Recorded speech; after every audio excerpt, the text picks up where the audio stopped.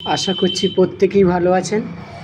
আজকে আলোচ্য বিষয় হলো এই যে বর্ষাকাল, বর্ষার সময় বৃষ্টিতে ভিজলেই আমাদের জ্বর হয়, সর্দি হয়, বিভিন্ন রকমের উপসর্গ দেখা যায়।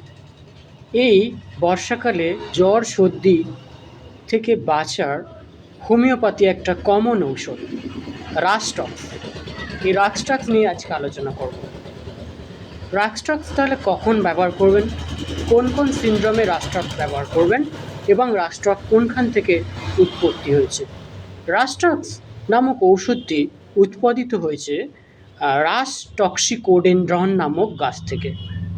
এখান থেকেই রাস্টক্স উৎপন্ন হয়েছে। রাস্টক মেডিসিনটি কখন অ্যাপ্লাই করবেন? প্রথমেই রোগীটির হিস্ট্রিতে থাকবে জলে ভেজা, বৃষ্টির জলে ভিজবে। আপনি জিভটা দেখবেন, জিভটা ত্রিকোণা লাল হয়ে যাবে এবং দাঁতের ছাপ থাকবে জিভের মধ্যে। আর রাস্টক্সের সিনড্রোমে রোগী স্থির থাকবে না, নড়াচড়া করবে, সবসময় নড়াচড়া করবে। মানে স্থির থাকলেই রোগীর অস্বস্তিকর একটা বোধ হবে এবং রোগী নিজেকে স্থির রাখবে না। রোগী যত নাড়াচড়া করবে তত তার শরীরের মানে ব্যথা যন্ত্রণা কমবে, আর স্থির থাকলেই ব্যথা করবে। তাই রোগীর নাড়াচড়া একটা থাকবে, অস্থিরতা একটা থাকবে।